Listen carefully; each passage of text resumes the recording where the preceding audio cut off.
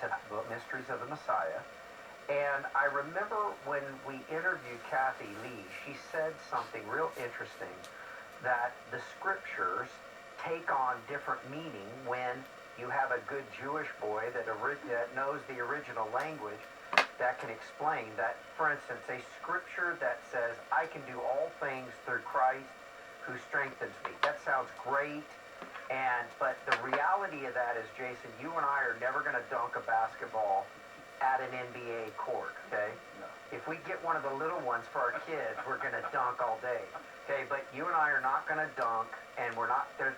So you can do all things through Christ. Okay, what is the real meaning of that scripture, and how does that change for our viewers? Yeah, a better translation of that is that I can do all seasons through Christ or Messiah who strengthens me.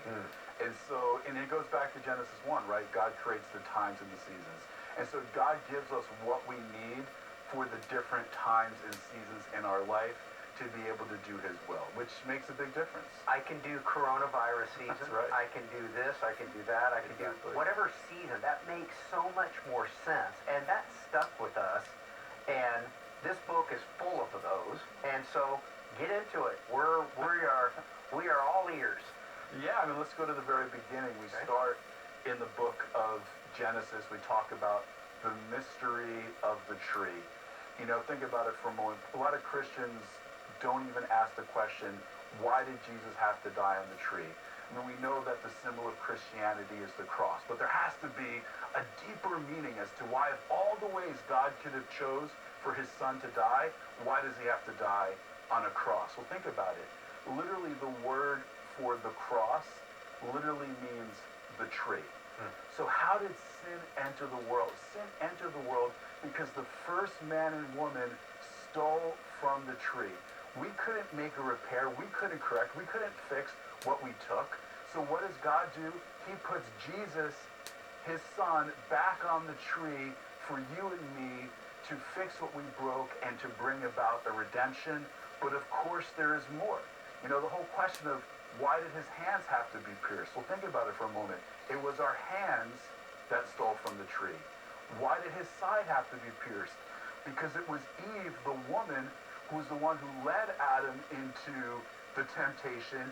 He's not just making an atonement for Adam, but from the one who was taken from the side, Eve, he was doing that as well. His feet are pierced. Why are his feet pierced? Because what's the first messianic prophecy in all of Scripture? Genesis 3:15, it says this, God's pronouncing judgment on the serpent. He says, I will put enmity between you, the serpent, and the woman, between your seed, the seed of the serpent, and her seed, the seed of the woman. He will bruise you on, and he will crush you on the heel.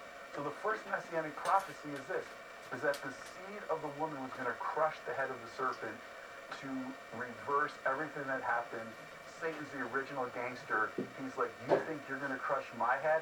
I'm going to nail your feet to a cross. He's the original gangster, right? Let's see what you're going to do now. He was trying to foil the plan of God, not realizing that he was actually fulfilling it by nailing Jesus' feet to the tree. But of course there's more. What does he have on his head? A crown of thorns. Well, why does he have a crown of thorns on his head? Well, what's the sign of the curse of creation? The ground will produce thorns and thistles. He's literally taking the curse of creation on his head to reverse it and to restore the blessing.